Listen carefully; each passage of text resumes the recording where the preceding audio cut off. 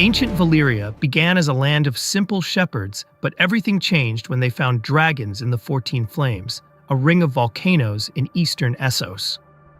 With dragons at their command, Valyria's power grew. They conquered half the known world, ruling for over 5,000 years.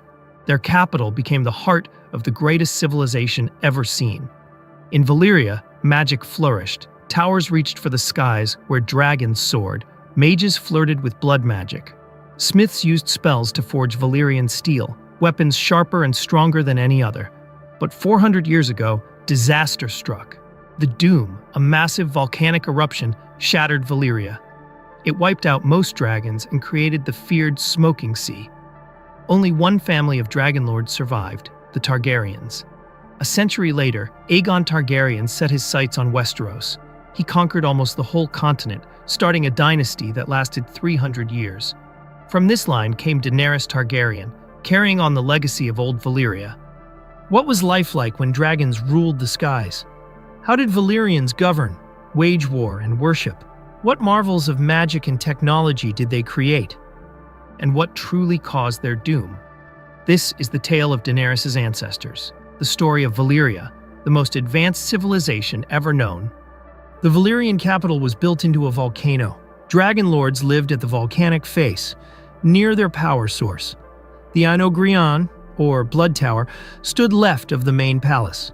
Here, blood mages are believed to have held back volcanoes, performed genetic experiments, and used blood magic to infuse dragon blood into their bloodline. The industrial area was called Valyrian. It housed slaves who died by thousands, fueling Valyria's insatiable greed.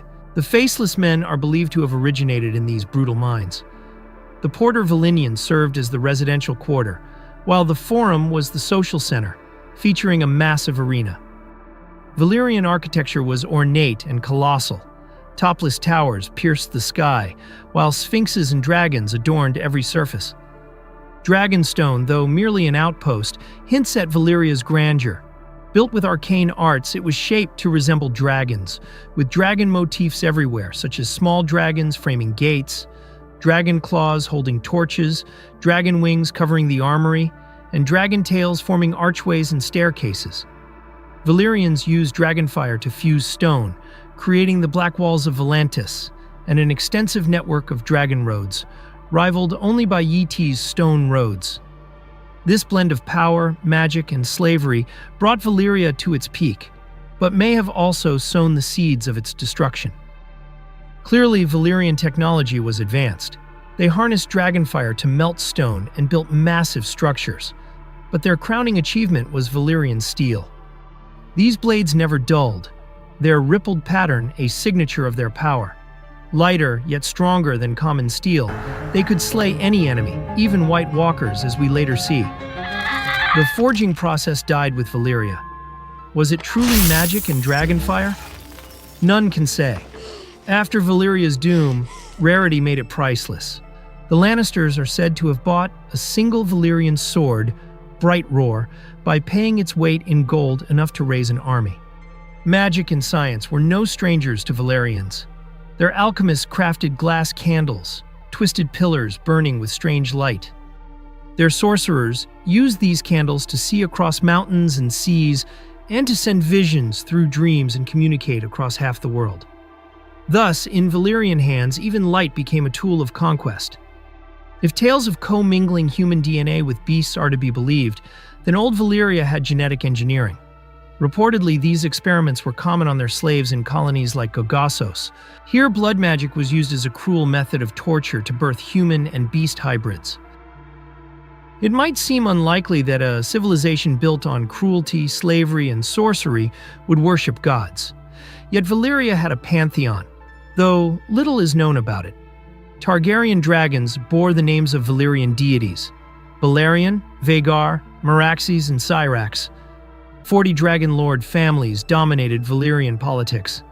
These houses, Targaryens among them, wielded dragons and sorcery to maintain power. Yet Valyrian society was far from egalitarian, built on the backs of slaves who outnumbered free Valyrians 3-1 or more. Women rode dragons alongside men, suggesting political equality surpassing their Westerosi counterparts. However, polygamy and sibling marriages remained common among the elite. Among the families that escaped the doom, House Targaryen was a minor family, but they at least had dragons. House Valyrian and House Celtigar were ranked even lower than the Targaryens and never had any dragons in Valyria. Coming to military, their might was unparalleled. Dragons formed the core of their forces, supported by ground troops and a formidable navy. Their extensive road network and glass candles ensured swift communication and support. At its peak, Valyria commanded thousands of dragons. During the Rhoynish Wars, they unleashed 300 dragons in a single battle, a mere fraction of their total force. Against their fires, the Rhoynar could not stand.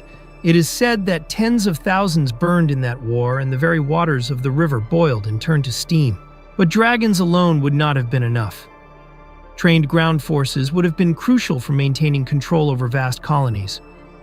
It is likely that Valyrian steel weapons were rare. Only 220 are documented in Westeros. Their regular troops likely used conventional arms. The doom devastated this mighty force.